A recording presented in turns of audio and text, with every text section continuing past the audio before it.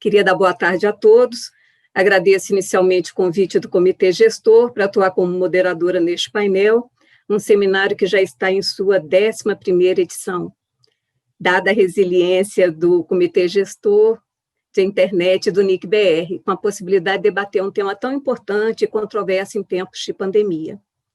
Agradeço também aqueles que estão nos assistindo. Nós tivemos uma informação que o número da audiência é enorme. Esperamos que os debates possam, então, ampliar nossos conhecimentos. É a nossa expectativa quando participamos de um seminário.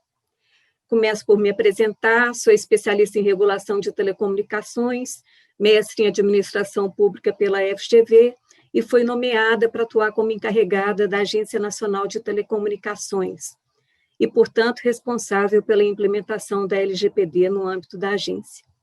A dinâmica do nosso debate será um formato de perguntas e respostas, um pouco fora do padrão, fora do tradicional das apresentações formais em PowerPoint. Então, vamos buscar, por meio de nossas panelistas, compreender alguns temas que foram alvo de discussão no cenário de pandemia. Teremos 2 blocos de debates de 25 minutos, é bem corrido a fala de cada uma das panelistas, é em torno de 5 minutos. Depois vamos abrir, depois desses 2 blocos, que também são de perguntas, para as perguntas do nosso público, que também terá 25 minutos, e fecharemos para as considerações finais dos palestrantes, que vamos ter em torno de 10 minutos para essas considerações finais. Patrícia, que vai precisar sair um pouco antes, nós vamos conceder a ela essa prerrogativa de fazer as suas considerações finais. Nós vamos manter, então, a proposta que nos foi feita de promover o debate e a reflexão. Eu vou fazer uma breve apresentação de nossas convidadas, todas com currículos invejáveis, e desde já as agradeço, pois estou certa de que cada uma contribuirá muito para enriquecer nosso debate. Começo pela Raíssa Moura, é Data Protection Officer na Inloco, com experiência na liderança de programa de governança em privacidade e implementação do framework Privacy by Design. Especialista em direito corporativo pelo IBMEC, também é fundadora do capítulo Recife do movimento global Legal Hackers, sobre direito e tecnologia. Nathalie Fragoso é coordenadora da área de privacidade e vigilância do Internet Lab, doutora em Direito pela USP, possui mestrado em Direito pela Universidade Luiz Maximiliano de Munique. A Nathalie foi coordenadora da Clínica de Direitos Humanos Luiz Gama e também assessora de Advocacy do Instituto de Defesa do Direito de Defesa. Nathalie é integrante do coletivo de Advocacia em Direitos Humanos. Patrícia Ellen é secretária de Desenvolvimento Econômico, Ciência e Tecnologia do Estado de São Paulo. É formada em Administração de Empresas pela FEA-USP, com mestrado em Administração Pública pela Harvard Business Kennedy School e MBA pelo INSEAD. Patrícia foi presidente da Optum no Brasil, empresa de tecnologia em saúde do grupo United Health. E sócia da consultoria McKinsey Company, é professora no mestrado do Centro de Liderança Pública. Betânia Almeida é servidora da Fiocruz, socióloga com doutorado em saúde pública, atua no Centro de Integração de Dados e Conhecimento para a Saúde e em outras iniciativas institucionais, como o Grupo de Trabalho em Ciência Aberta. Betânia possui experiência em gestão científica, tecnológica e da inovação, e na condução e coordenação de pesquisas. Como todos podem notar, é um painel só de mulheres. Inclusive, o nosso suporte técnico também é formado só de mulheres do NIC-BR. Então, é um prazer para nós estarmos num painel todo feminino. Queria, então, iniciar o nosso debate, lembrando que cada painelista terá em torno de 5 minutos para responder as perguntas desse primeiro bloco. Houve alguns fatos ligados, eu vou dar um contexto, colocar esse cenário para a nossa audiência.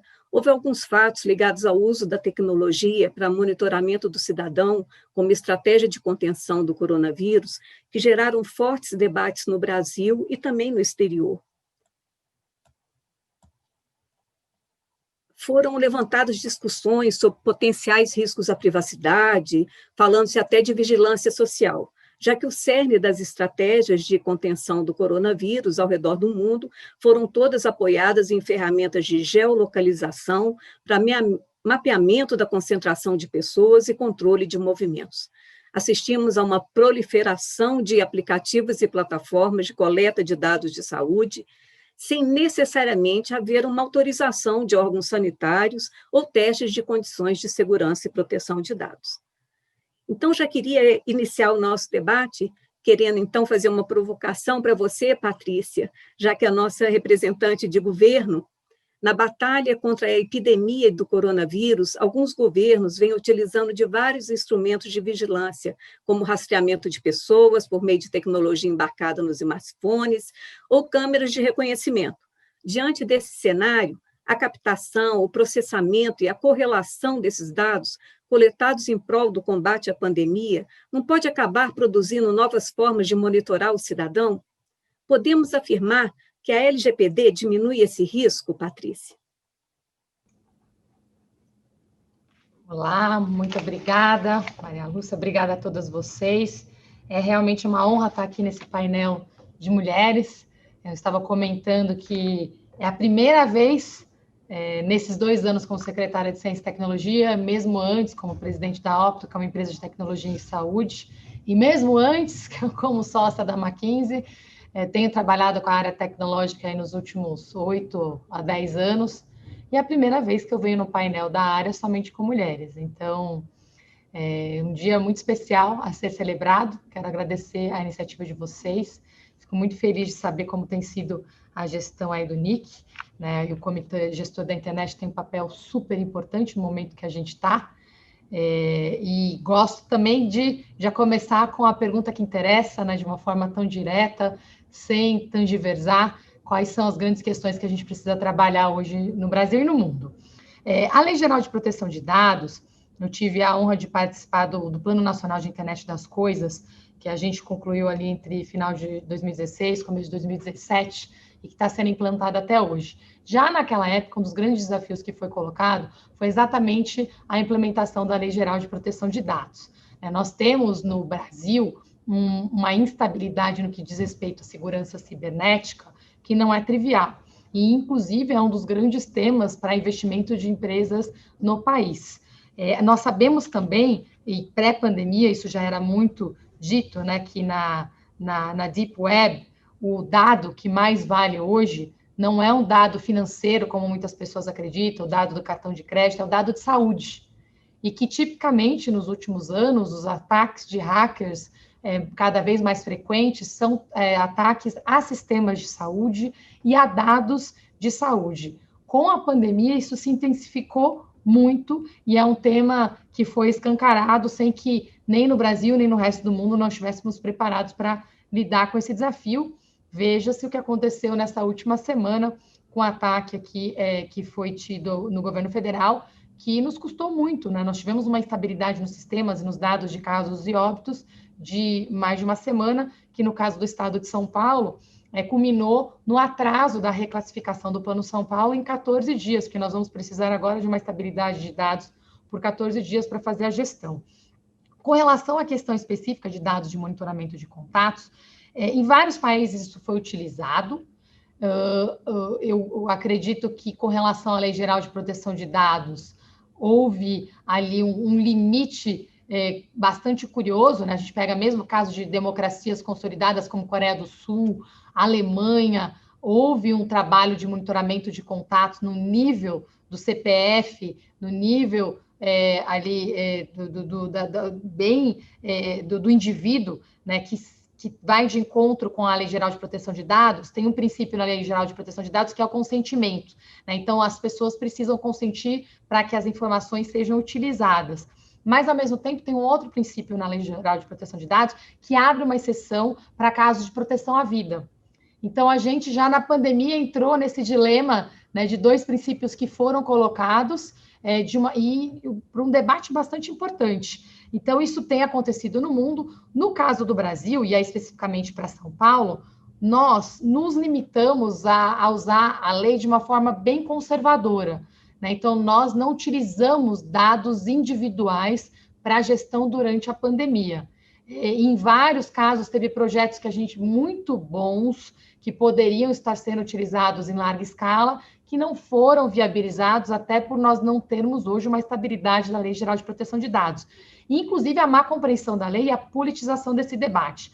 Vou dar um exemplo que, para mim, foi bem curioso, que eu liderei e acompanhei de perto. Logo no início da pandemia, nós passamos a monitorar o isolamento social da população, com dados de celulares completamente anonimizados, sem nenhum tipo de quebra de sigilo. Nós não temos informações de indivíduos, nós temos informações de deslocamento de massa através de GPS, e que, na verdade, as companhias de celular integram e nos passam já de uma forma completamente desidentificada, em formato de índice. E nós tivemos aqui politização desse tema, que culminou com um tweet de um filho do presidente da República nos acusando de utilizar dados de indivíduos quebrando o sigilo. Isso atrasou em algumas semanas um processo de um projeto muito importante para trazer transparência para a população com relação ao isolamento social. O Ministério Público foi acionado, nós prestamos esclarecimentos e logo na sequência o projeto foi liberado. Mas é um exemplo prático de uma coisa que estava sendo feita dentro da lei de uma forma conservadora. Quando o debate foi politizado, muito se perdeu nesse processo, né? E nessa pandemia, cada dia conta, imagina 2 semanas. Então, a síntese é essa: muito trabalho pela frente, mas a pandemia nos colocou aqui num debate daqueles que era a exceção da Lei Geral de Proteção de Dados, antes de sequer estarmos preparados para implementá-la e regulá-la da forma que deve ser feita. Obrigada, Patrícia. Eu concordo muito com você. Essa questão vai ser muito importante a gente mediar com a transparência. A transparência vai ter que ser um fator fundamental em relação ao tratamento dos dados pessoais, porque a saúde requeria um tratamento peculiar. Foi dado todo esse tratamento, as operadoras enviaram dados anonimizados, mesmo assim a população ficou com uma dúvida se não teria acesso a mais dados do que aqueles dados para efeito da contenção da pandemia. Então, vou jogar agora mais uma questão nossa, aí vou pedir a Nathalie, considerando a experiência dela na coordenação da privacidade e vigilância, e trazendo expressões cunhadas aí por Yuval Harari, que eu gosto muito, um historiador israelense, autor do best-seller Sapiens, Uma Breve História da Humanidade. Você vê, Nathalie, algum risco de, em tempos de pandemia, abrirmos um espaço para vigilância totalitária ou centralizada em vez do empoderamento cidadão? Obrigada, Maria Lúcia, pelo convite e pela pergunta. Bom, eu acho que eu preciso começar respondendo dizendo que os meios técnicos para que uma vigilância, e aí vigilância no sentido não neutro, né, uma vigilância que tenha implicações negativas para a cidadania aconteça, estão disponíveis, é preciso reconhecer isso. Os riscos são também conhecidos, né? Enfim, discriminação, perfilamento, rastreamento, mas isso, e a justificação para o emprego desse tipo de tecnologia também está colocada. A gente vive hoje uma pandemia, né? A gente vive uma situação de crise, é justamente situações de crise que medidas excepcionais são aventadas e são colocadas em operação. Mas isso é o começo da conversa, né? Eu acho que para lidar com a situação de crise, né, e para mediar o uso desses meios técnicos hoje disponíveis, a gente precisa de um quadro normativo fortalecido, a gente precisa de transparência ativa, né, tanto em relação à técnica que está sendo mobilizada, quanto aos termos dos acordos que são eventualmente firmados entre poder público e empresas de tecnologia. A gente precisa de monitoramento e controle sistemáticos e não meramente reativos ou corretivos ou episódicos. Então, acho que isso talvez tenha ficado faltando, né, nessa situação brasileira, pelo menos até o momento, ou seja, uma observação, monitoramento de todas essas iniciativas datificadas, né, de controle da pandemia, essas iniciativas datificadas de contato entre o poder público e a população que precisa usar aí serviço de saúde durante a pandemia de maneira mediada por dispositivos.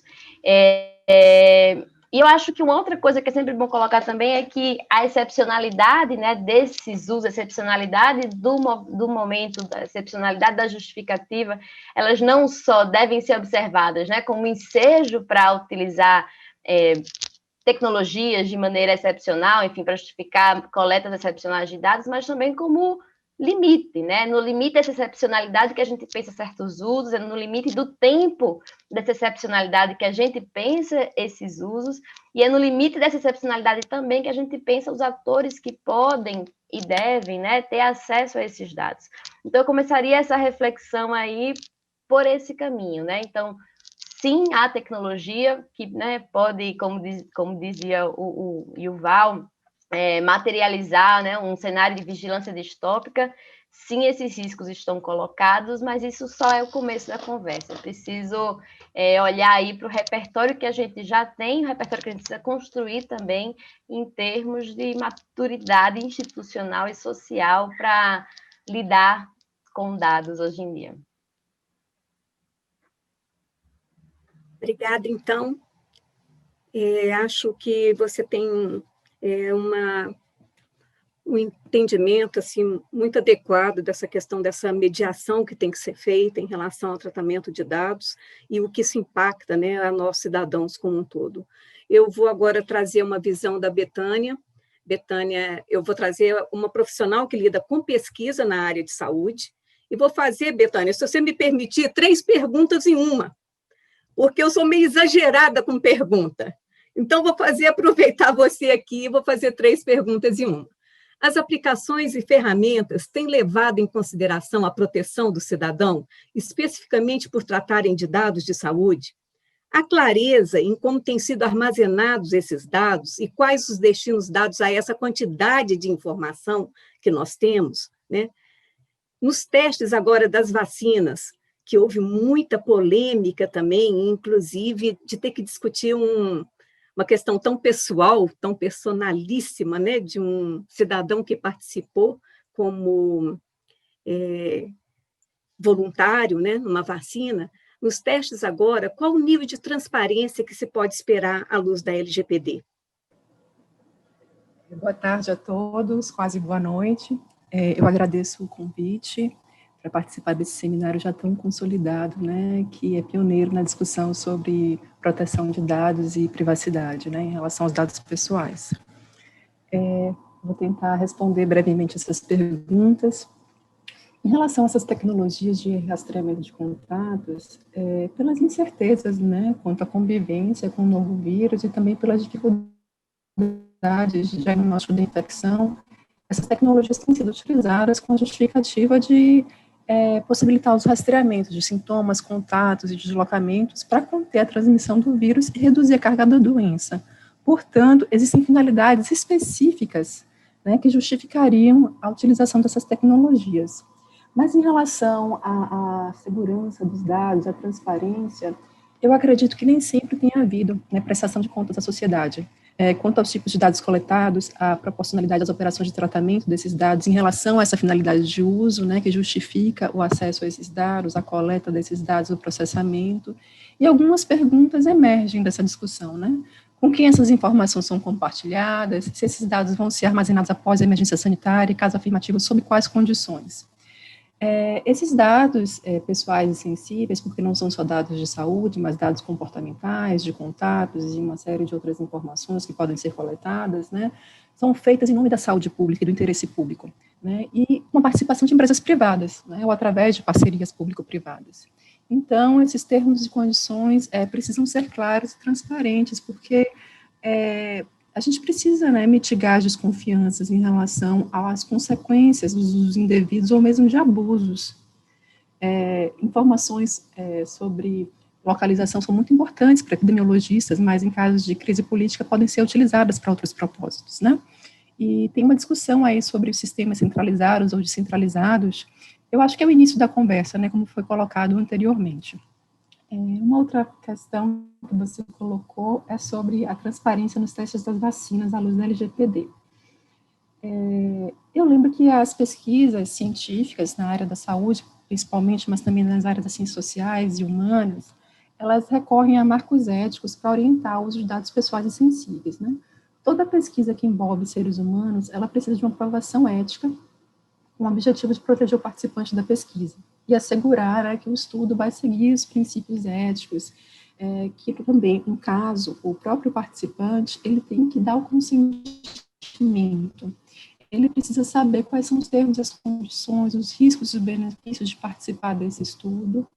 Ele precisa também entender que ele pode buscar informações adicionais. O consentimento pode ser retirado a qualquer tempo. Esse é um aspecto que já mostra para a gente que o consentimento, também a confidencialidade, a privacidade precisam ser respeitados mesmo antes da LGPD, tá? Isso já é consenso na comunidade científica e todas as pesquisas, inclusive de ensaios clínicos, passam por uma avaliação ética e os voluntários são informados quanto aos riscos e benefícios. Se tiver algum efeito adverso, isso vai ser analisado novamente por um comitê de ética, o termo de consentimento precisa ser ajustado e o consentimento precisa ser solicitado novamente.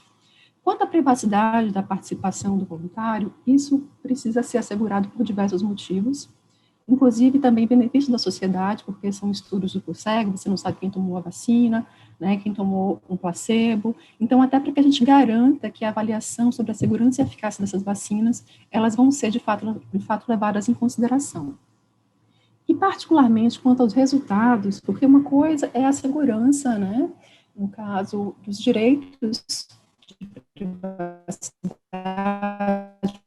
confidencialidade e também para evitar riscos de participação do voluntário, e um outro aspecto em relação aos resultados dos ensaios clínicos, né? Porque ele é feito em fases, esses ensaios, e, no caso, os resultados são enviados para os comitês de ética a cada fase, se eles forem promissores, são avaliados, e aí é dado o aval para que o estudo continue. E uma vacina, ela só pode ser aprovada se as agências regulatórias da Anvisa. Então, eu acho que está bastante contemplado o processamento de dados à luz da LGPD, é convergente, porque o processamento ético já faz parte também da nova legislação. Viu, Betânia? Eu acho até, assim, se você me permite, eu acho que a comunidade científica é muito mais avançada. Ela está à frente. As questões não são definidas agora pela LGPD. Já havia esse tratamento da privacidade, né, do direito garantido, até dos dados pessoais, porque a saúde lida com uma questão que é muito particular do cidadão. Então, essas questões, eu acho que a saúde, ela tem um tratamento já muito diferenciado em relação a qualquer outro dado que a gente esteja aqui conversando em termos de dados pessoais. Por isso que houve muita crítica em alguns momentos, né, falando que se essa fronteira da saúde for ultrapassada, aí estamos perdidos, né? Teve vários teóricos e pessoas que foram, olha, se essa fronteira for ultrapassada, o cidadão vai estar perdido, que sempre foi uma fronteira preservada em termos de privacidade e proteção de dados pessoais. Agora, eu vou passar para a Raíssa, então, considerando, Raíssa, esses vários atores chaves da sociedade que a gente tem no processo da privacidade e proteção de dados, como você considera que tem funcionado a relação sobre o tema de proteção à privacidade e aos dados pessoais entre esses atores? Excelente pergunta, Maria Lúcia. Primeiro, agradeço muito, né, ao CGI, ao NIC-BR, por participar desse evento, ao lado de mulheres tão brilhantes e incríveis, né, um evento que hoje é a maior referência em proteção de dados e privacidade no Brasil. E, indo direto para a tua pergunta, Maria Lúcia, eu acho que a gente tem que ter em mente alguns pontos, né, para interpretar como esses fatores chaves eles, de fato, eles têm se posicionado, têm sido efetivos nessas participações nos debates sobre proteção de dados e privacidade. Então, em primeiro lugar, quais seriam esses fatores chaves, né? O que a gente espera dele? Então, a gente pensa que fatores chaves, nesse sentido, seria, lógico, a própria sociedade civil, inclusive a partir de seus representantes, né? A administração pública, seja ela direta, indireta, inclusive os governos municipais, estaduais, o governo federal, a academia e o setor privado, né? São os atores chaves que devem estar aí muito alinhados quando a gente tem uma situação de emergência sanitária, como essa que a gente está vivendo, e tem uma pauta tão forte de proteção de dados e privacidade que deve ser discutida. E essa pauta, né, ela nunca foi tão urgente. Então, essa agenda deveria ser uma agenda bem integrada, né, com diálogo que acontecesse realmente pautado pela transparência, né, e indicação dos melhores caminhos e medidas práticas para que a gente pudesse ter o combate à pandemia, ao mesmo tempo que se respeita a privacidade e a proteção de dados. Mas, na prática, né, o que a gente, olhando em retrospecto aí para esses últimos 8 meses, onde as ações de combate à pandemia no Brasil elas têm sido mais efetivas, o que eu posso dizer é que eu vi um diálogo muito forte, de fato, entre a academia e os representantes da sociedade civil discutindo o impacto dessas tecnologias, né, que foram utilizadas não só no Brasil, como no mundo todo para o combate da pandemia, uma troca muito forte, estabelecendo diretrizes adequadas para que o próprio governo, a administração pública, utilizasse esses dados de uma maneira que garantisse os princípios de proteção de dados, não só da Lei Geral de Proteção de Dados, que, olhando lá atrás, não estava nem em vigor, mas o que nós temos, de fato, no Brasil, como garantias de direitos fundamentais estabelecidos e consagrados na nossa Constituição Federal, né, de todos os princípios que devem reger o uso ético dos dados pessoais, inclusive estabelecidos, né, pelo Regulamento Sanitário Internacional. Mas, na prática, o que a gente viu foi esse diálogo muito forte, como eu falei, entre a academia, setor de representantes da sociedade civil. Eu, como parte do setor privado, né, represento a empresa que ela atua, inclusive, na construção desse índice de isolamento social, com várias iniciativas de governos estaduais e municipais no Brasil inteiro, e a gente esteve muito aberto para discutir isso com a academia, esteve muito aberto para discutir isso com a sociedade civil. Eu participei de inúmeros debates sobre o tema, Fórum de Governança da Internet no Brasil, Fórum de Governança para a Juventude, né, da América Latina e Caribe, esse comitê aqui debatendo também o assunto, sempre trazendo transparência sobre as práticas, né, que a empresa em loco adotou, e tentando dialogar com o setor para que, de fato, fosse implementado as melhores práticas globais de proteção de dados e privacidade, já que no Brasil a gente nem tinha o LGPD em vigor, que a gente pudesse exigir ali o enforcement, né, apesar dela já estar publicada na época, ela ainda não estava em vigor. E que eu acho que foi primoroso, um dos documentos elaborados, né, nesse sentido, que teve a participação muito forte de vários atores do setor público, privado, academia, foi o relatório que foi elaborado pela Associação de Pesquisa Data Privacy Brasil, que eu participei, né, como fonte desse comitê multissetorial, onde, de fato, criaram-se diretrizes para que houvesse salvaguarda dos direitos fundamentais e o respeito à privacidade e à proteção de dados no uso de dados no combate ao coronavírus, tendo em vista alguns princípios que deveriam nortear esse uso de dados, como, por exemplo, a finalidade muito bem delimitada, ter uma transparência muito forte do poder público para o uso desses dados, ter a possibilidade de que esse ciclo de vida de dados ele fosse proporcional à necessidade do que fosse estabelecido, né, e tivesse muito bem definido, a garantia de que houvesse, de fato, uma pseudonimização, anonimização forte desses dados e uma garantia também de não reidentificação, dentre outras medidas extremamente relevantes para a matéria, entre elas que eu cito, que eu acho que é a mais importante de todas, que é a transparência. Então, fora essas discussões, né, muito pautadas, eu acho, pela academia e pelo setor de representantes da sociedade civil, o que eu senti falta foi o governo, de fato, né, principalmente o governo federal, entrando nessa discussão para criar políticas públicas que utilizassem dados de uma maneira consciente e organizada, mas respeitando todas as diretrizes, né, de proteção de dados e óbvio, dos direitos fundamentais. E muito da falta que eu senti dessa participação desse ator tão importante foi pela ausência da Autoridade Nacional de Proteção de Dados, que poderia, exemplo do que aconteceu na Europa, né, onde todas as autoridades delimitaram diretrizes claras e vários países europeus puderam utilizar, de fato, a tecnologia com segurança. E quando eu vejo, por exemplo, a palavra que foi trazida pela Patrícia, né, ela dizendo que o governo de São Paulo ela encontrou dificuldade em estabelecer melhores práticas, inclusive com estudos firmados, né, de que aquilo não teria nenhuma ação intrusiva para a privacidade das pessoas, porque existia uma insegurança jurídica no Brasil. Eu acho que a gente ficou alguns passos atrás nessa discussão. A gente poderia ter o uso melhor da tecnologia, um uso mais inteligente de dados pessoais, mais usados, né, com todas as salvaguardas necessárias, mas desde que houvesse essas diretrizes muito claras, que não houve, né, até agora a gente viu mais um medo do Brasil se apropriar dessa temática, deixando para esses atores da sociedade civil e para a própria academia a discussão sobre a matéria e pautar as diretrizes adequadas para que a gente não houvesse uma extrapolação do uso de dados de uma maneira indevida no Brasil. Realmente, eu acho que ficamos um passo atrás.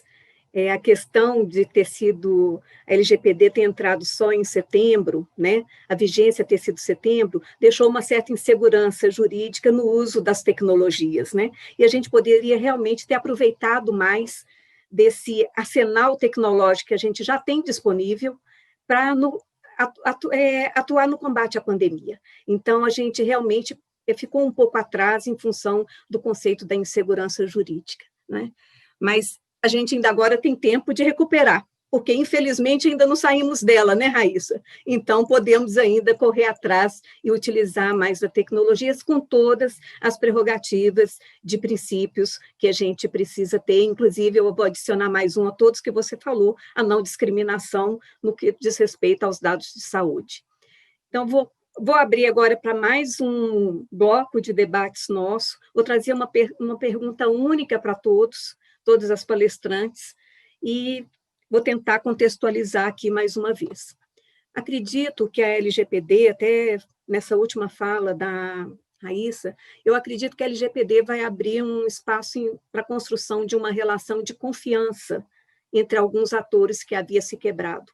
Eu acho que alguns fatos que aconteceram com grandes corporações, com as big techs em relação ao uso dos nossos dados pessoais, aquele escândalo da Cambridge Analytics, então isso provocou uma certa ruptura e uma certa desconfiança na sociedade.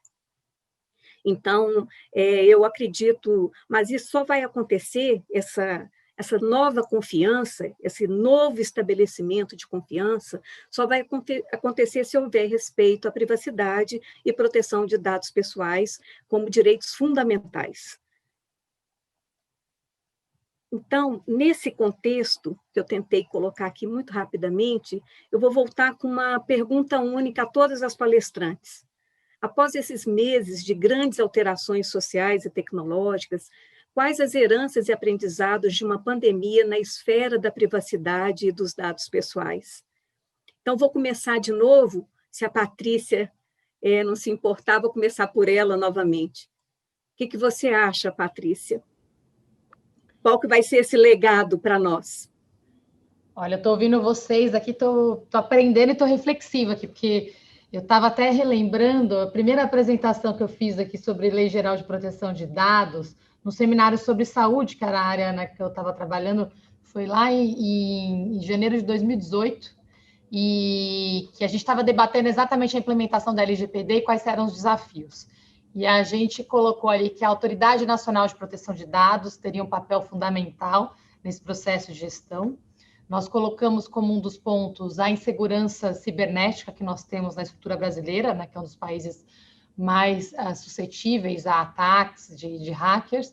E a gente teve um terceiro ponto que foi muito debatido na época, que era... A gente fala muito do consentimento, das etapas ali, quando se usa, quando não se usa dados, como é que é a aplicação da lei geral, mas tem um problema posterior. Uma vez tudo isso resolvido, a gente tem um dilema ético, né, de como que esses dados são utilizados, como é que a gente prioriza os algoritmos, né, e aí é um debate que a gente sequer começou a entrar no Brasil. O que eu acho que a gente tem de legados positivos da pandemia, a urgência nos fez iniciar um processo acelerado de implementação de novas tecnologias que pressupõem aí a resposta a muitas dessas perguntas. Então, um legado positivo é esse sentido de urgência. No livro que eu escrevi sobre a Revolução Digital na Saúde, que está fazendo um ano agora, a gente falava muito que ia acontecer até 2025. Nós implementamos em 6 meses, né, o que a gente tinha previsto utilizar em 6 anos, no que diz respeito a telemedicina em escala, prontuário único. Estou falando de saúde, mas isso se aplica em todas as outras áreas. Estamos agora falando de PIX, né? Então, a gente acelerou muito esse processo. Acho que isso é um legado positivo, né, que precisa ser muito bem trabalhado para que a gente não exacerbe as desigualdades nesse contexto. Então, foi implementado a toque de caixa, agora a gente precisa institucionalizar. Um outro legado positivo, esse dia 20 de outubro agora, o Senado aprovou a primeira diretoria da Autoridade Nacional de Proteção de Dados. Finalmente, né, 2 anos depois, acho que temos que olhar pelo copo metade cheio, mas é inacreditável, né, se a gente pensar que quando a lei ela foi aprovada, a gente teria ali um período de 1 ano e meio para implementar a lei. Aí, quase 2 anos depois, nós estamos aprovando a primeira diretoria da autoridade que vai fiscalizar a implementação da lei. Alguma coisa está muito errada, mas, de novo, legado positivo no sentido que temos uma autoridade agora com uma diretoria definida. Legado negativo ou uma preocupação para trabalharmos, eu tenho 2 aqui. Quando nós falamos da questão moral, havia um debate, uma preocupação com Cambridge Analytics, era uma preocupação como as empresas iriam utilizar os dados e o papel dos governos para ter um trabalho ali de mediação desse debate. O que nós vimos acontecer no Brasil, e aqui eu vou ser bem crítica a esse ponto, porque me frustra como cidadã, é um governo federal que virou parte do problema e não da solução. Quando nós vemos um presidente da República e seus filhos fazendo esse tipo de fake news num tema que é tão importante, o cidadão, a cidadã vão acreditar em quem? Né? Então, isso é muito grave, é realmente um legado muito preocupante da pandemia, que se exacerbou. Uma coisa grave já era isso dentro do âmbito eleitoral. No âmbito da gestão de dia a dia, quando estamos falando de milhões de vidas em jogo, realmente eu não tenho palavras para descrever o tamanho da minha preocupação, outra vez, como cidadã. Então, acho que a gente tem aqui, como sociedade, um trabalho bastante urgente para fazer, de colocar os governos nos seus devidos papéis, e o governo federal tem um papel aqui de trazer soluções, não ser parte do problema, de descredibilizar aqui qual que é a função de uma autoridade na gestão de todo esse processo. E o último, exatamente a gente tem um espaço de diálogo da sociedade. Nós estamos numa sociedade muito partida, muito dividida, né? E todo o debate que precisa ser feito nesse momento, hoje eu pergunto, eu trabalhava, né, anteriormente exatamente com calibragem de algoritmos, fazendo trabalho com grandes empresas de vacina, como é que você cria bases aleatórias para fazer testes de vacinas em populações e faz esse acompanhamento, e nós vimos aqui o exemplo que já foi citado, um indivíduo, sua vida pessoal, tendo que ser compartilhada de uma forma gravíssima, né, por um erro ali num debate, outra vez politizado, né? Então, a dúvida que me fica aqui, em que campo que nós vamos ter esse debate de como poder ponderar um algoritmo como esse? O MIT tem um estudo muito interessante, né, sobre a máquina moral, The Moral Machine, porque, para quem não é especialista em algoritmos, eu acho que ele faz um teste bem interessante de colocar à prova o tipo de pergunta difícil que a gente tem que responder. Quem faz a programação de um algoritmo, por exemplo, para Open Heart Surgeries, ele vai no nível de detalhe de pensar qual vida que eu salvo primeiro, né, qual vida vale mais. Isso é um debate muito difícil, que a nossa sociedade está, assim, anos-luz de iniciar um debate com relação a essas questões. Né? Então, eu acho que é um exercício ainda no âmbito acadêmico, mas que já virou realidade. Então, esses, para mim, são os dois legados negativos. A gente está num ambiente aqui onde a confiança foi quebrada, né, entre a população e seus governantes, que deveriam estar cuidando dos seus problemas, zelando pela sua proteção e não exacerbando, né, o espalhamento de fake news. E o segundo a gente hoje não temos um campo de diálogo seguro para iniciar um debate moral e ético com relação à gestão de dados pessoais nesse futuro que já chegou. Obrigada, Patrícia. Realmente, eu concordo muito com você. Nós entramos no campo da desinformação e como superar essa questão da desinformação. Eu acho que a internet tem um papel muito importante em voltar a valorizar a informação e não a desinformação.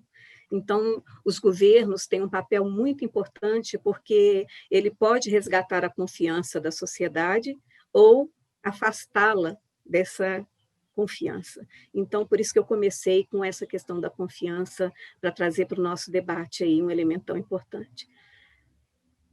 Nathalie, e você, que aprendizados vamos guardar desse período que ainda não acabou, Nathalie? Porque não acaba a pandemia. Olha, os ganhos, né, sobre os ganhos desse momento que é tão complicado, né? Enfim, é um momento, inclusive, que é muito difícil ponderar ganho, mas eu diria que a própria entrada em vigor da LGPD, sem adiamento, ela está estritamente relacionada ao debate que foi feito em relação à proteção de dados durante a pandemia, né?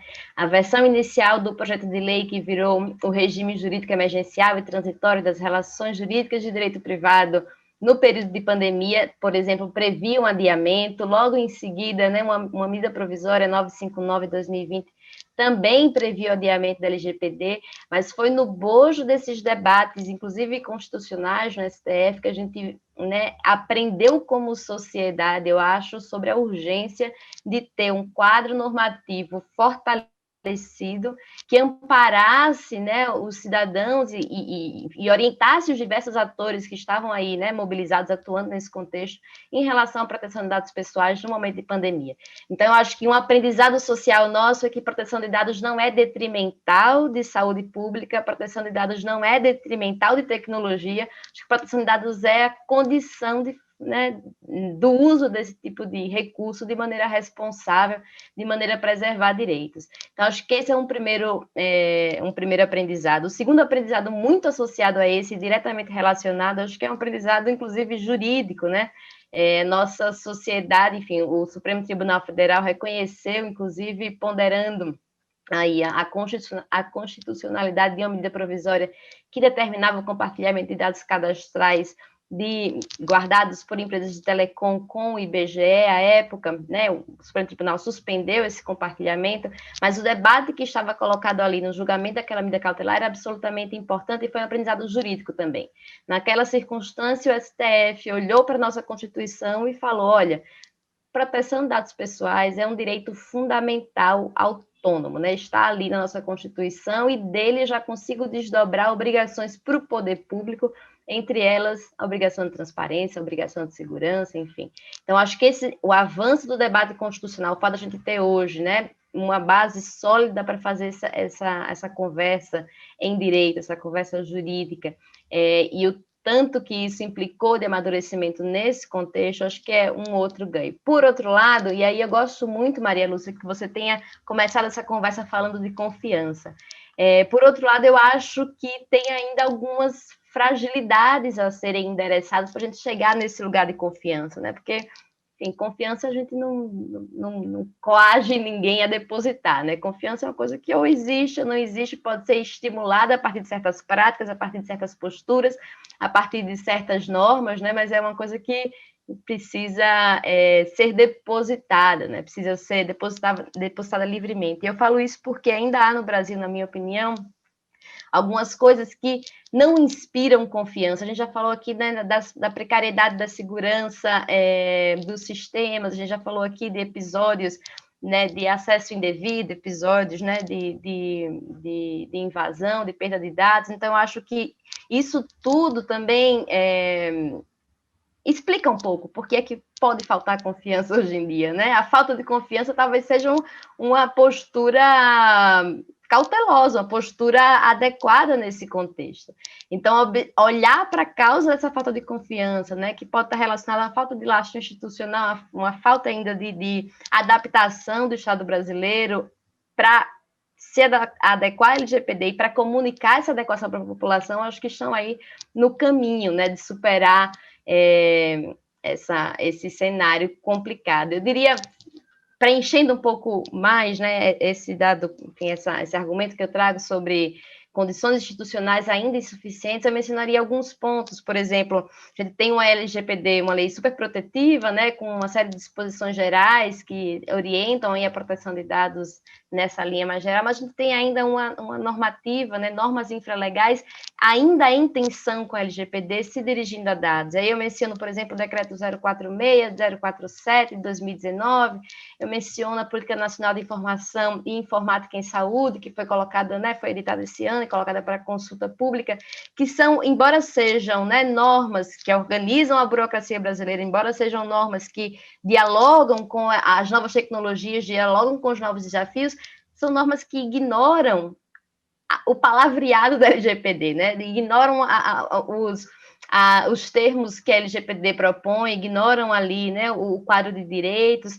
e eu acho que deixam a desejar no que diz respeito a essa concretização da LGPD no pequeno ali, né? Concretização da LGPD no dia a dia da burocracia brasileira. Então, acho que esses são os passos a dar, os passos que ainda não foram dados, apesar da circunstância exigi-los. Ali eu vou fazer um pouco de defesa de governo. O governo vive, às vezes, alguns dilemas. O decreto 10046, o 10047 que você mencionou, a gente busca uma certa eficiência do serviço público, né? Quando a gente tem bases muito dispersas dentro do setor público, sempre há uma intenção de ter uma base única, um tratamento único, ao passo que, quando vem a LGPD, você vem numa defesa de privacidade e proteção que, na minha opinião, não conflita com a questão do compartilhamento, da eficiência do serviço público, mas precisamos alinhar. Então, como o 10046 e o 10047, está todo mundo numa expectativa que ele seja revisto à luz da LGPD. Então, fazendo um pouco de defesa, é porque muitas vezes a gente vive o dilema da eficiência no serviço público, e há muita ineficiência no serviço público. Patrícia deve concordar comigo, que também é de governo, e a gente percebe muita ineficiência, né? Betânia, vou jogar a bola para você. O que podemos vislumbrar de positivo? Mas se você quiser, como a Patrícia, colocar legados negativos, a gente também vai refletir sobre eles, tá, Betânia? Sem problema nenhum. Obrigada pela pergunta. Eu vou aproveitar algumas colocações, inclusive da Patrícia. Eu acredito que existem aspectos positivos. A pandemia mostra para a gente a importância de termos acesso a dados de qualidade de distintas fontes, para responder perguntas de pesquisa, perguntas científicas, para também dar conta de situações de saúde pública e para preencher lacunas diversas, né, para apoiar a tomada de decisões por parte de gestores. E aí eu retomo um pouco da fala anterior da Patrícia, alguns aspectos. Eu acho que a LGPD ela é um marco, ela é o início da conversa, né? Eu entendo que é uma lei geral e que os setores eles precisam dialogar essa lei geral, né? Por outro lado, também, a gente não pode se eximir das discussões dos usos de algoritmos de inteligência artificial, porque são ferramentas poderosas para ajudar a gente, mas são ferramentas, né? Não são decisões baseadas em resultados automatizados, né? Porque os algoritmos, a gente sabe, têm vieses, quais são as variáveis levadas em consideração ou não, isso pode reproduzir desigualdades. Mas, ao mesmo tempo, também são ferramentas para orientar políticas públicas, para gerar evidências e conhecimentos. Então, eu acho que esse é um legado importante. E a pandemia, a emergência sanitária, ela mostra que os dilemas que a gente vive hoje, éticos, legais, sociais, em torno da privacidade, não são circunscritos à emergência sanitária, mas se tornaram mais evidentes com ela, né? Então, em termos de um aspecto que eu acho crucial, é que esses dilemas mostram a necessidade de uma ação coletiva, né, de uma abordagem também interdisciplinar, porque esse estabelecimento de um sistema de governança de dados de forma ética, transparente, responsável, ele não, e também equitativo, né? Ele não é só uma demanda nossa, é uma demanda global, né? E que não pode ser enfrentada, de fato, por um país, ou por uma jurisdição, ou por uma disciplina. Então, eu vejo isso como um grande legado, como só o início da conversa, né? Eu acho que é isso. Concordo com você, a LGPD é só o início, e nós vamos ter um caminho muito longo, não só dos desafios de implementação da LGPD, mas eu acredito de uma mudança cultural muito substantiva. A gente vinha num movimento de não tem problema, meu dado fica na rede, não tem problema nenhum, e eu acho que esse alerta foi feito. Tem sim alguns problemas, né? Não podemos ter venda de dados pessoais, tanta comercialização como a gente foi vendo. Então, acho que a LGPD é um início de uma mudança cultural substantiva aí. Vou jogar agora para a Raíssa. Raíssa, vamos falar um pouco de tecnologia, né? Como a tecnologia pode minimizar os potenciais riscos à privacidade e deixar um legado promissor pós-pandemia.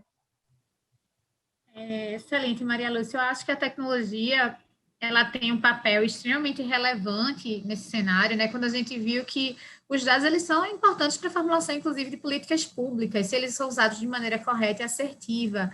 Então, eu nunca concordo com a afirmativa de que a Lei Geral de Proteção de Dados, por exemplo, ela vem acabar com a inovação, ela vem atrapalhar o uso de dados. Não é isso, não é esse o caminho.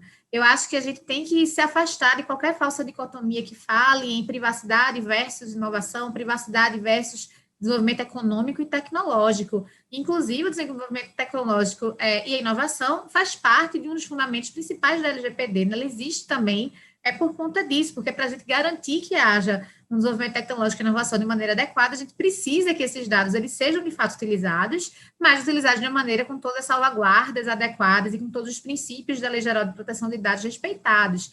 Então, a gente vê um cenário, né, onde a gente pode, sim, utilizar dados para o combate à pandemia, a gente pode utilizar dados para a formulação de políticas públicas. Eu acho que é muito assertivo quando a gente consegue empoderar não só os governos, mas a própria população, né, com dados que eles consigam ter o cuidado de saber que eles estão sendo bem informados, que o governo ele não está tomando ações de mitigação da pandemia, como, por exemplo, isolamento social, ou a própria quarentena, né, que são medidas sanitárias bastante utilizadas e recomendadas pela OMS de maneira aleatória, analisou os dados, viu que o índice da Covid está aumentando, e o índice de isolamento, por exemplo, está diminuindo, isso tem sido diretamente proporcional ao aumento da pandemia, né, uma segunda onda. Então, são informações como essas que ajudam o poder público a tomar ações afirmativas e assertivas. Então, a tecnologia, ela é valiosa, mas ela deve servir aos seres humanos e não o contrário, né? Ela não deve ser utilizada como recurso que vá,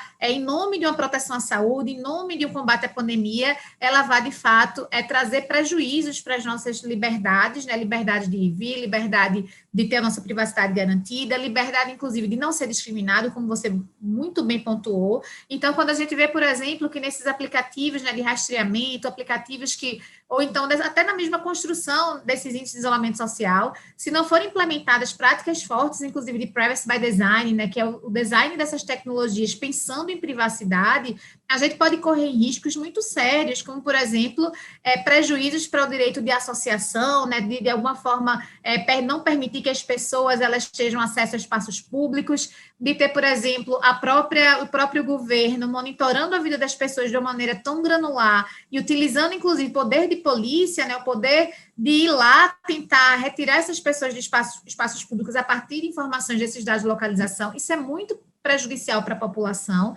ainda mais se esses dados eles não tiverem sido implementados de acordo com todas essas garantias.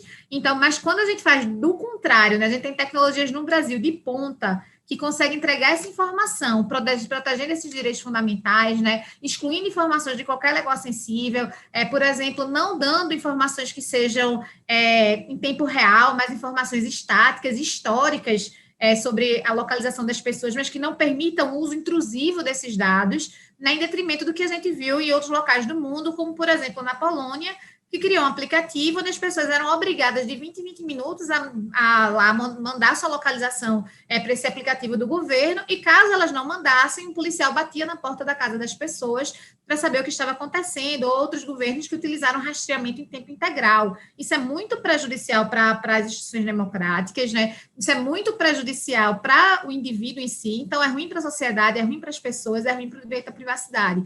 Mas eu acho que a gente tem agora o momento de construir essas tecnologias pensando em privacy by design, pensando em respeitar a Lei Geral de Proteção de Dados. Tem muito espaço para esse diálogo entre os diversos atores que devem permear, né, toda essa discussão, para que, de fato, as organizações, sejam elas públicas ou privadas, consigam fazer isso com segurança. E eu gosto muito até o pessoal fala que o Harari, o que você citou, né, o filósofo, ele critica muito o uso de tecnologia, mas ele próprio, em um dos artigos que ele publicou logo no início da pandemia, ele deu exemplo, por exemplo, o exemplo bem sucedido, né, da Coreia do Sul, de Taiwan e de Singapura, que utilizaram aplicativos de rastreamento, mas, ao mesmo tempo, confiaram em testes extensivos da população, em relatórios honestos para a população sobre o uso desses dados e sobre a situação de saúde da própria situação epidêmica, né, desses locais, e na cooperação voluntária das pessoas que estavam extremamente bem informadas. Então, é diferente quando eu tenho uma população bem informada, que ela sabe que os dados estão sendo utilizados de maneira devida, que a tecnologia que está ali por trás usou todas as salvaguardas necessárias para que respeitasse, de fato, a privacidade e a proteção de dados. A gente tem o melhor dos cenários que eu considero, né, que respeita um dos princípios que eu mais gosto do Privacy by Design, que é a funcionalidade positiva. É eu conseguir atender o interesse da sociedade de combater essa pandemia, de garantir a saúde, que eu acho que é o máximo que a gente tem buscado hoje, ao mesmo tempo que a gente respeita a privacidade. Então, não deixo de ter dados assertivos porque eu quero respeitar a privacidade, eu simplesmente desisto de utilizar essas tecnologias, esses dados, nem eu resolvo utilizar essas tecnologias em detrimento da privacidade das pessoas, mas eu busco equilíbrio perfeito entre essas duas situações, evitando, como eu falei, essa falsa dicotomia que para ter saúde eu não posso ter privacidade, ou para ter privacidade eu não posso ter políticas públicas efetivas. A gente tem que encontrar aí esse equilíbrio que é perfeitamente possível na minha visão. Raíssa, realmente eu concordo muito com você, é uma falsa dicotomia, né? A gente viveu isso em outros momentos, não só agora na pandemia. Eu lembro que no 11 de setembro foi muito questionado se o cidadão americano teria que abrir mão, né, da segurança, em nome da segurança, ele abriria mão dos dados dele. Não sei se você lembra, você é mais nova do que eu, mas foi muito esse debate que houve à época. E agora a gente está tendo debate se em nome, né, não fazer uso da tecnologia, porque vamos perder os nossos dados pessoais, vamos disponibilizá-los para as big techs ou para as grandes corporações. Então, concordo com você, é fazer o bom uso da tecnologia. Mas tem uma questão que a gente vai ter que enfrentar, que é a assimetria de informação, né? Toda agência reguladora e agora a Autoridade Nacional de Proteção de Dados vai enfrentar essa questão da assimetria de informação, por isso que eu concordo também que a transparência é o fator que vai diminuir essa assimetria de informação. Então, a gente discutir, por exemplo, como a Patrícia trouxe aqui, a questão dos algoritmos, né? Como falar com o cidadão médio que é um algoritmo que ele é capaz de fazer. Não é? Então, a gente tem que diminuir essa assimetria de informação para garantir maior transparência. Eu vou passar, então, para o nosso terceiro bloco. Continuamos com perguntas, só que agora do público, né? Então, o público trouxe aqui algumas perguntas e eu vou fazer o que eu combinei, tá, Patrícia? Nós vamos começar com você, e aí eu vou te pedir o seguinte, você já faz a resposta à pergunta e já pode fazer as suas considerações finais, que eu sei que você está com uma reunião agendada e teria que sair um pouco antes do final do nosso painel, então eu vou te pedir para você não só responder, como já fazer as suas considerações finais, fique à vontade. A pergunta que foi feita, Patrícia, é se você poderia comentar para nós a PEC 17/2019, que torna privativa da União a competência para legislar sobre proteção e tratamento de dados pessoais. Você pode trazer esse contexto para nós? E sua visão? É uma discussão difícil, né? Eu até queria aproveitar aqui que eu trouxe os legados positivos e também os negativos e fazer um pouco das minhas considerações finais num tom positivo, né? Eu acho que é papel, né, de um governo criar mecanismos de gestão da vida em sociedade, principalmente numa sociedade democrática como a nossa. A gente pode fazer isso em diversos formatos, né, mas fazer de uma forma descentralizada a gestão de dados começa, principalmente, não a gestão do dia a dia dos dados, porque uma coisa é a gente, por segurança, colocar os dados em bancos de dados descentralizados, né, com um modelo multicêntrico. Isso eu acho que o modelo distribuído é uma tendência, inclusive, né, global. Com relação à regulamentação, né, a criação de regramento para a gestão de dados, a gente precisa de padrões. Na verdade, a minha defesa é que a gente tenha um modelo padronizado universal, né? O ideal seria a gente ter um modelo global.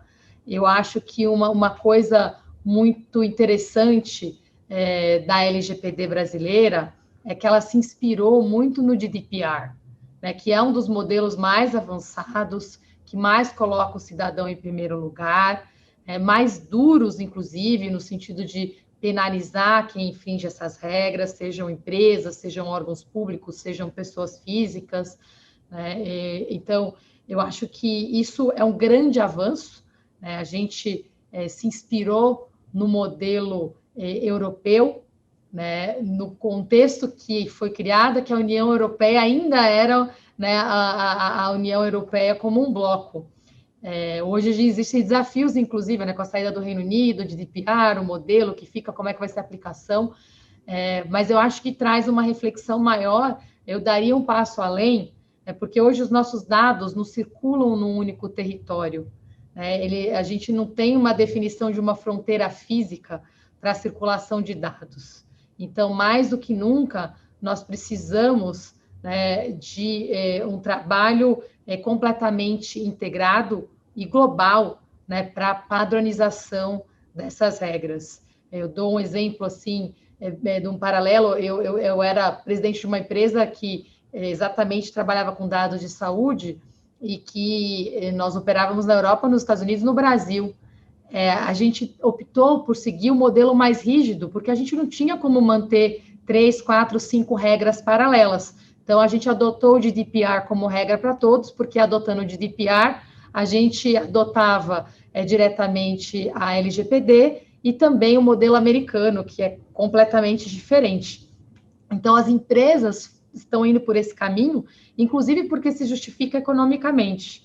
Colocando o cidadão em primeiro lugar, criar um padrão global também é um caminho que faz muito sentido. Então, eu iria um passo além, né, que o ideal seria exatamente a gente ter, né, um modelo forte de governança global, que a gente pudesse seguir práticas globais, e aí uma provocação aqui bem diferente nesse sentido, né, a gente viu aqui a excelente qualidade desse painel. Para mim é uma aula, né, ouvir vocês aqui, as reflexões, o trabalho que todas estão fazendo nessa área, né, o papel do NIC nesse processo.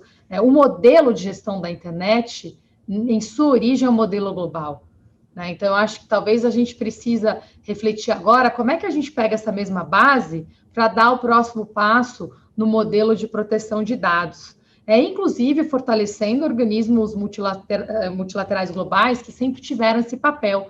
Eu acho que aqui talvez tenha uma reflexão positiva do contexto pandêmico, né? A gente falou do Yuval Harari aqui, uma coisa que ele sempre trouxe para reflexão, inclusive durante a pandemia, foi seria muito bonito a gente fazer aqui, dar um passo para trás como sociedade global, entender que o vírus é global e quais são as medidas, ele circula globalmente, quais são as medidas que a gente tem que tomar como sociedade global que somos, né, que é o oposto do que fechar territórios, proibir a circulação de pessoas, né, como é que a gente cria uma reflexão coletiva aqui e pensa no modelo global. Então, minha sugestão seria dar um passo além aqui nesse sentido, já que é para a gente, né, sonhar grande aqui, de uma maneira quase idealizada. Eu acho que a internet ela é tão forte hoje por isso, né, porque ela literalmente quebrou barreiras. Eu acho que a gente tem um espaço aqui, uma oportunidade interessante também no que diz respeito à LGPD.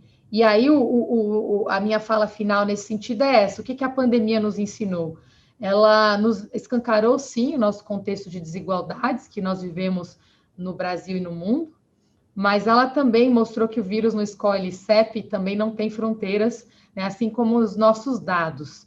E isso nos deixa aqui uma oportunidade de reconectarmos como sociedade global, né? Também trouxe um movimento solidário inédito, especialmente no Brasil, né? A gente viu aqui modelos de parcerias público-privadas para trabalharmos juntos em prol do bem comum, em prol das vidas das pessoas, e talvez o legado mais importante nesse sentido, a importância do respeito à ciência e de uma gestão baseada em dados e evidências, porque não há algoritmo hoje. Eu desafio ver um algoritmo que diga que há um caminho para salvar a economia que não passe por salvar o máximo de vidas possível nessa pandemia. Então, não há aqui qualquer tipo de dualidade entre salvar vidas, salvar a economia, a saúde ou a retomada econômica. É um caminho único, né? É um solver único aqui, que é um solver pelas vidas, e o que está por trás dele? Uma gestão transparente, baseada em dados e evidências, respeitando a ciência.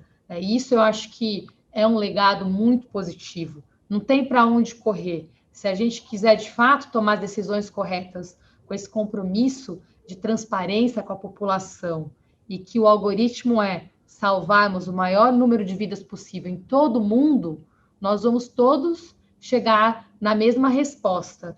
E aí eu acho que há uma oportunidade única de nós termos aqui um modelo que é um modelo que a gente segue no mundo inteiro, porque na prática é o que vai acontecer. E a gente acaba perdendo uma grande oportunidade, né, bela, que é trazer isso para uma aplicação muito prática que se traduza na vida das pessoas, né? Porque senão o que acontece? A empresa toma uma decisão para otimizar o seu retorno, né? Mas não necessariamente a população como um todo vai se beneficiar dessa escolha. A gente acaba prejudicando as pessoas que já são automaticamente excluídas. Então, acho que a gente tem essa chance agora de dar passos para trás.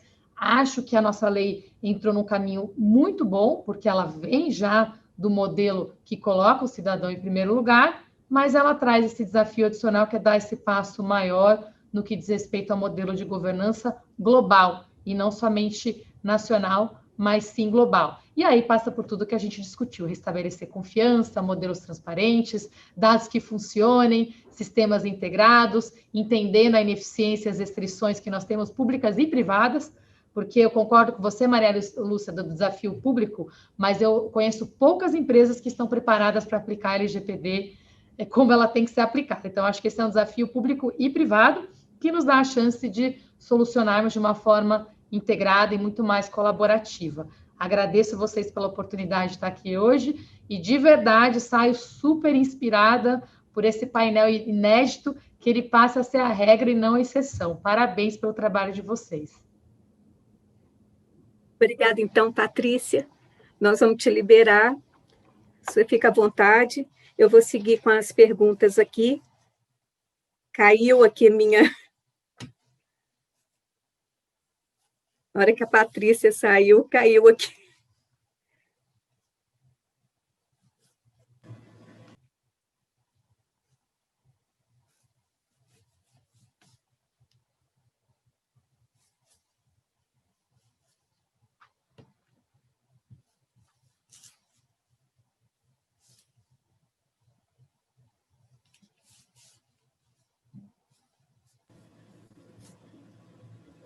Maria Lúcia, a gente te vê e te ouve, tá?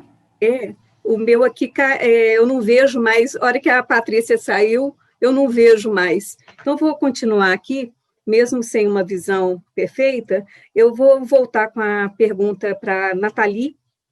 Qual o papel da sociedade civil no controle das medidas de vigilância adotadas para o combate à pandemia? Olha, fundamental. Sociedade civil pode desempenhar, e de fato desempenhou nesse contexto, né, um papel de monitoramento, um papel de articulação, um papel de questionamento, um papel de pedido de informação quando essa informação não tinha sido não havia sido disponibilizada de maneira ativa, né, e anterior. Então, eu acho que a sociedade civil se ocupou de monitorar, refletir e cobrar o setor público e, quando pertinente, também o privado, no que diz respeito aí aos tratamentos que foram justificados, né, com a finalidade relacionada ao contexto da pandemia. Então, eu acho que a sociedade civil brasileira está de parabéns, porque, de fato, assumiu esse papel, vem se construindo, né, ao longo dos anos, como importante ator para discutir normas, para discutir projetos de lei, para discutir, enfim, fatos do que, né, relacionados ao mundo da tecnologia, e não foi diferente agora no contexto da pandemia. Então, qual o papel? Fundamental, né? Um setor que se fortalece, deve ser fortalecido sempre para que continue desempenhando esse papel na sociedade brasileira. Betânia, tem uma pergunta para você, que é a seguinte: poderia falar um pouco sobre os benefícios do uso de dados pessoais para fins epidemiológicos? Eu não sou epidemiologista, sou socióloga, mas trabalho com epidemiologistas. No caso do SIDAX, que é o Centro de Integração de Dados e Conhecimentos para a Saúde, os dados pessoais, eles são utilizados para fins de integração entre as bases, né? Então, você precisa integrar dados de pessoas que estão em diferentes bases. Esses dados são anonimizados, a gente segue todas as normas de segurança. Eu brinco que o SIDAX já nasceu aderente à LGPD há 4 anos, quando foi inaugurado. Ele é coordenado pelo professor Maurício Barreto e pela professora Maria Yuri Hara. E a gente tem aí desafios muito grandes. Eu vou falar um pouco, né, dessa área dos epidemiologistas, mas não é o meu foco, mas comentando um pouco sobre a nossa experiência no SIDAX, porque inclusive foi através do SIDAX que eu comecei a me interessar, né, para aspectos relacionados à governança de dados. É essencial que a gente saiba as características das populações, Os dados administrativos, por exemplo, né, os dados dos sistemas de saúde, ou outros serviços que são ofertados à população através do governo, podem ser utilizados para responder perguntas, né, epidemiológicas, características de grupo, aspectos populacionais. Então, eu acho que é essencial, até porque você tem aí uma amostra que ela não é restrita, então você pode extrapolar as evidências para a população, e os benefícios, eles são imensos, não só para a saúde pública, mas também para decisões de políticas públicas que impactam na saúde, porque no nosso caso, particularmente no SIDARS, se estuda os determinantes sociais da saúde. Então, existe um interesse muito grande em aspectos populacionais, muito mais do que em aspectos individuais.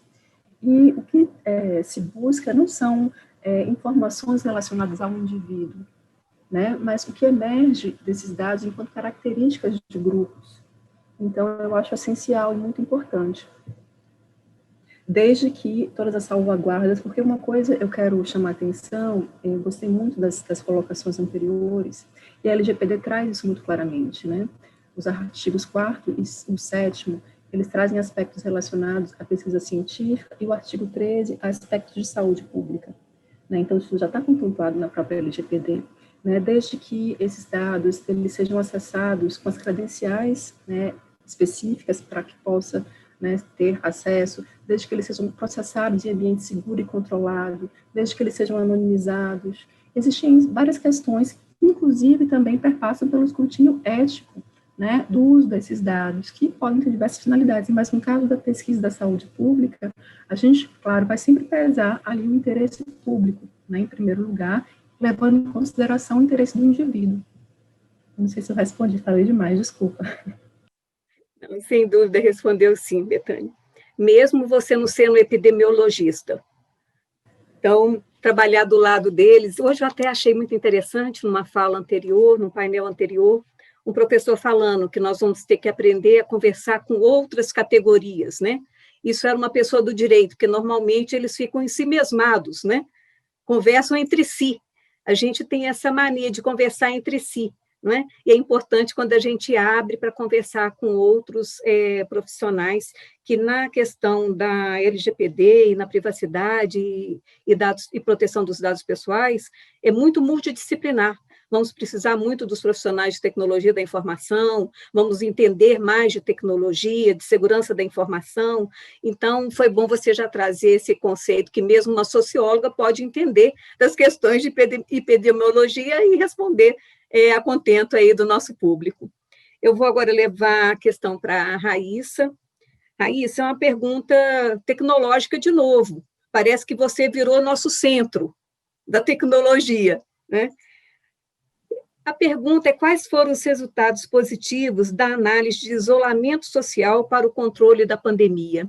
E ele usou muito, a pergunta veio muito com as informações relacionadas ao uso dos celulares, a identificação de geolocalização, né? Então, foi muito assim a questão, ele até fala do uso das herbes que tinham os celulares sobre aquela herbe, né, para poder fazer aquela mancha de identificação, de geolocalização dos cidadãos para efeito da pandemia. Você pode falar alguma coisa sobre isso?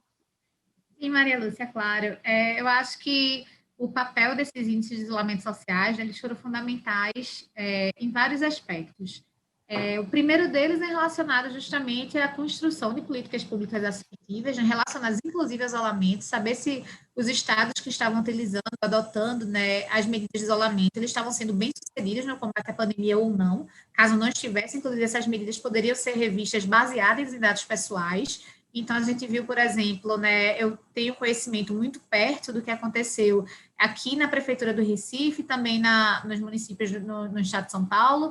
Aqui na Prefeitura do Recife, por exemplo, através do índice de isolamento por bairro, foi possível verificar quais eram os bairros que precisavam de uma melhor conscientização da população na época onde esse isolamento era extremamente necessário para diminuir a curva de disseminação do vírus. Então, a própria prefeitura, a partir desse índice, né, que pelo menos do ponto de vista do que eu conheço, que foi o que a construiu como índice de isolamento social, ele é um mapa que ele apenas mostra um percentual do número da população que ficou com seu celular, né, o seu dispositivo, seu smartphone, num determinado local, que a gente pode inferir aí que pode ser uma casa, sem dados individualizados, todos os dados agregados.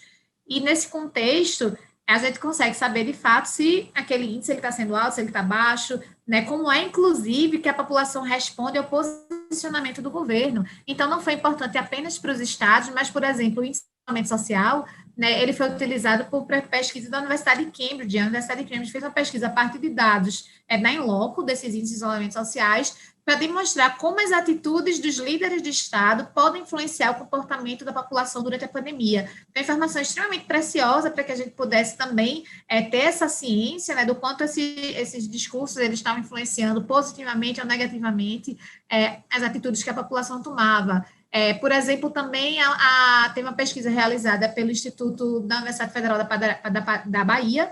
Essa Universidade Federal da Bahia também conseguiu acesso a esses dados completamente anonimizados, e aí eles conseguiram ver essa relação entre distanciamento social e a vulnerabilidade dos municípios de Salvador. Então, a gente sabe que as áreas mais vulneráveis têm uma tendência a ter um isolamento menor, né? Parece até contraintuitivo, mas o isolamento social chega a ser uma questão de um privilégio de classe, muitas vezes, porque nem todo mundo consegue se isolar. A gente tem uma parcela muito grande da população que, por questões, inclusive, de ter direito ao acesso básico, né, serviços essenciais de saúde, educação, ou até mesmo por questões econômicas, precisam se deslocar, e a gente tinha que fazer um processo de escolher e estabelecer políticas públicas muito adequadas para esses municípios específicos. Então, esse índice ele foi extremamente importante para entender nessas áreas vulneráveis como é que a população estava se comportando e também direcionar os esforços necessários. Eu estou dando alguns exemplos aqui, né? A cidade do Recife fazia coisas muito simples, como, por exemplo, mandar um carro de som naqueles bairros onde o índice de isolamento social não estava assertivo e a disseminação do vírus estava muito alta. Então, uma coisa muito simples, mas que teve e demonstrou que teve, a partir dessas medidas, a gente conseguia ver se depois disso o índice aumentava e o índice do contágio diminuía. Então, todos esses estudos, né, se eles são cruzados de uma maneira assertiva, se os dados eles são acurados, se os dados eles são relevantes e eles têm qualidade de fato, a gente consegue construir muitas coisas positivas, né, a partir dessas informações. Você colocou um ponto que foi muito debatido à época, né? Quando estava discutindo o isolamento social, foi muito colocado como que isso mostrou a nossa desigualdade social, né? Como isso ficou mais explícito ainda do que já era. Como o nosso tempo, gente, está se esgotando, eu queria abrir, só faltam 10 minutos para a conclusão, mas eu acho que nós estamos respeitando o tempo que nos foi dado. Mas como está se esgotando, eu queria, não vai dar tempo de mais nenhuma pergunta, eu tenho mais perguntas aqui que eu poderia encaminhar a vocês, mas eu peço desculpas já à nossa audiência de eu não conseguir mais perguntas ainda, porque o nosso tempo já está na fase final, e eu queria abrir para vocês, para as considerações finais. Raíssa, como você já está por aí, né, você acabou a fala, vamos começar com você para as considerações finais. Quais são suas considerações finais aí sobre o nosso debate? Maravilha, Maria Lúcia. Eu acho que é uma grande conclusão que a gente pode chegar, né, a partir das falas brilhantes que a gente ouviu aqui, é que, de fato, a gente está no cenário que a proteção de dados nunca foi tão relevante e que a gente precisa, de fato, ter o acesso a informações, a dados pessoais, mas de uma maneira que preserve a privacidade, preserve os direitos fundamentais, preserve as instituições que nós já temos fortes estabelecidas no Brasil e em outros locais do mundo. E eu acho que uma grande conclusão que eu chego também é que o Brasil ela tem instituições democráticas fortes, né? Apesar de todos os ataques sofridos nos últimos tempos, a gente se mantém firme nesse compromisso de resguardar esses direitos fundamentais. A LGPD é uma representação disso. A decisão histórica do STF na ação direta de constitucionalidade, que foi citada pela Nathalie, também é uma representação muito forte disso. Eu acho que, nesse sentido, a gente, de fato, a gente traz um exemplo positivo para o mundo. A gente tem exemplos positivos também de tecnologias como, por exemplo, o índice de isolamento social, sendo utilizado de uma forma assertiva, né, enquanto o mundo ainda estava discutindo ali o contact tracing, e a gente sabe que o contact tracing, em termos de tecnologia, tem vários desafios, né, relacionados à segurança, à privacidade, à assertividade, inclusive, daquelas informações. Eu acho que a gente não foi por um caminho de trazer uma intrusão e um monitoramento da vida das pessoas, e que a gente tem tentado, né, apesar de ter, em algum momento, como eu falei, aberto mão de utilizar certas tecnologias pela insegurança jurídica, eu acho que a gente tem tentado encontrar um caminho assertivo para que a gente tenha um combate à pandemia e tenha, ao mesmo tempo, privacidade. eu acho que no final eu leio nesse copo, como alguém já tinha falado, que acho que foi a Patrícia, é meio cheio de tudo que a gente tem visto, eu acho que dos avanços que a gente teve nos últimos meses. Obrigada, Raíssa. Nathalie, suas considerações finais ao nosso debate. Claro, obrigada mais uma vez pelo convite para participar desse debate. Um prazer ouvir as minhas copainelistas e estar presente aqui.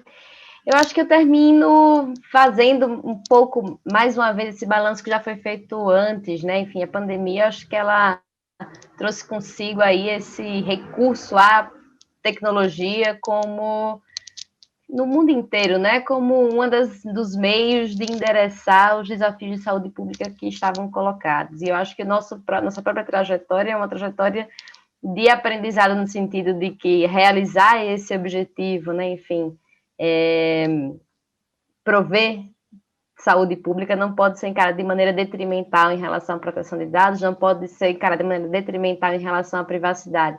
Acho que o caminho para que isso efetivamente aconteça, né, se materialize, ainda está por ser trilhado em sua inteireza, né? A gente já tem aí um trabalho de uniformização e harmonização da LGPD com normas infralegais, a gente já tem aí um trabalho, né, de adaptação das práticas que o setor público e o setor privado hoje em dia desenvolvem, observando um pouco, lembrando aqui o repertório de estudos que o Internet Lab, né, que é a organização em que hoje eu trabalho, realizou no contexto dessa pandemia.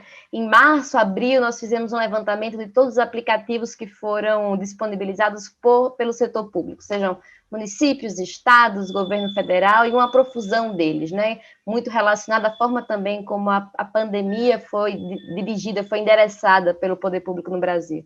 E a gente observava que, com funcionalidades variadas, uma coisa era muito comum ainda naquela época, que era a falta de políticas de privacidade exaustivas, falta de políticas de privacidade que documentassem ali ao usuário, né, para quê, por quanto tempo, como que o dado seria usado, armazenado, compartilhado. Então, eu acho que ainda estamos no caminho, né, de fazer a Lei Geral de Proteção de Dados se materializar como realidade aqui no Brasil. E eu acho que enfim, urgente e valioso que isso ocorra o quanto antes. E, mais uma vez, muito obrigada pelo espaço, muito obrigada aí às minhas companheiras de painel pelos aprendizados. Betânia, obrigada a você, viu, Nathalie? Betânia, e você? Quais são suas considerações finais? Eu me sinto contemplada pelas falas anteriores, então vou tentar colocar alguns pontos adicionais, mas antes eu quero agradecer a oportunidade também, aprendi muito, assim, eu acho que é um diálogo super importante e agradeço o convite, foi uma oportunidade única. Em relação à mensagem final, eu acho que tem duas mensagens, assim, que eu quero, né, frisar. Uma é que a pesquisa em saúde, a saúde pública, já possui uma longa tradição no uso de dados contendo informações pessoais, né, através de características da população, de dados laboratoriais, né, hospitalares, sempre orientada pelo embasamento ético e legal. Eu acho que a LGPD reforça isso. E um outro aspecto que eu acho essencial é que dados, eles passam a ter valor, né, são bens reutilizáveis. Então, essa questão das salvaguardas são essenciais para que eles sejam utilizados de forma ética, legal, responsável, e que, em caso de abusos ou de negligências, exista responsabilização, né? Então, as tecnologias não são boas, nem ruins, nem são neutras, não é? Eu acho que são aspectos mesmo regulatórios, sociais, que vão orientar o uso dessas tecnologias. E cabe a gente continuar a discussão e tentar, né, delimitar quais são os limites mesmo, né? Redundante, mas eu acho que é importante. E eu volto a falar, né? Eu não sou advogada, mas o meu entendimento é que a LGPD é um guarda-chuva e que os setores precisam se adequar a isso, né? E a partir daí dialogar com a sociedade, se colocou também a questão da cidadania, né? Porque o direito sobre os seus dados, a utilização desses dados, aí vem também uma questão, eu acho que de disseminação de informações, você colocou isso muito bem, Maria Lúcia, as pessoas precisam entender o que são os algoritmos, né, os direitos sobre seus próprios dados, de buscar informações. Eu acho que tem aí um caminho longo pela frente, mas nós já começamos a trilhar isso, né, estamos melhores do que estávamos antes, e a pandemia traz oportunidades, né, olhar mais o copo cheio, como já foi colocado anteriormente. Obrigada. Eu que agradeço. Eu acho que a gente está bem dentro do nosso horário, conseguimos cumprir, inclusive o desafio que nos foi dado, foi um desafio um pouco diferente, né? Fazer o tempo inteiro do painel um debate, e não apresentações formais com o uso do PowerPoint. Então, a gente conseguiu cumprir tudo que nos foi dado como desafio em termos de condução do nosso painel. Então, espero que tenha sido bom para todos que estão nos acompanhando até agora, eu espero que tenha sido proveitoso do ponto de vista de agregar novos conhecimentos, e eu acho que a gente está só começando com a LGPD. É um caminho que vamos trilhar ainda muito longo do ponto de vista de proteção dos dados e da privacidade. Acho que a gente perdeu isso um pouco ao longo do caminho, e sem falar, eu sou muito tecnológica por natureza, que trabalho no setor tecnológico desde sempre, então sou muito pró-tecnologia, e eu acho que realmente ela é neutra, mas ela pode ser usada para o mal ou para o bem. Então, a gente precisa ter regramentos, e aí a importância da NPD de ter regramentos que sempre use para o bem e que proteja a nós, cidadãos, em relação aos nossos dados e à nossa privacidade. Então, eu queria finalizar aqui o nosso painel, agradecendo mais uma vez a participação das palestrantes. É muito bom poder contar com vocês, com o conhecimento de vocês e com a disponibilidade do tempo, né? A gente tem que tirar um tempo da gente para poder fornecer para os outros. Então, essa troca de experiências, ela é muito importante, ela é fundamental, eu diria, no momento de construção de soluções, né? A gente não está com soluções prontas, a gente está começando a construir soluções nessa linha de privacidade e proteção de dados. Então, quando a Patrícia fala que empresas não estão preparadas, eu concordo com ela, nem governo, nem empresas. Estamos construindo soluções e vamos nesse trilhar de soluções. Então, eu queria agradecer mais uma vez, agradecer ao público que está nos acompanhando até agora. Eu sinto não ter podido tratar de mais ainda perguntas que nos foram feitas, mas a gente acredita que o NIC-BR e o CGI possam nos encaminhar mais perguntas e a gente possa individualmente respondê-las, né? E queria dar uma boa noite a todos e convidar todos da audiência que ainda estão conosco que participem do seminário amanhã, que os painéis são tão interessantes quanto foram os de hoje. Então, eu já estou também convidando vocês para, na possibilidade, participar dos painéis de amanhã e toda a audiência, porque tanto o keynote é muito interessante, quanto os painéis que estão previstos para amanhã também o são. Então, convido a toda a audiência e a vocês, palestrantes, muito obrigado mais uma vez por disponibilizar tempo e conhecimento. 2 valores talvez maiores do que o dado pessoal, hein? Nós estamos aí competindo com os dados pessoais, que têm sido considerado o novo petróleo, né? Muito obrigada e boa noite a todos.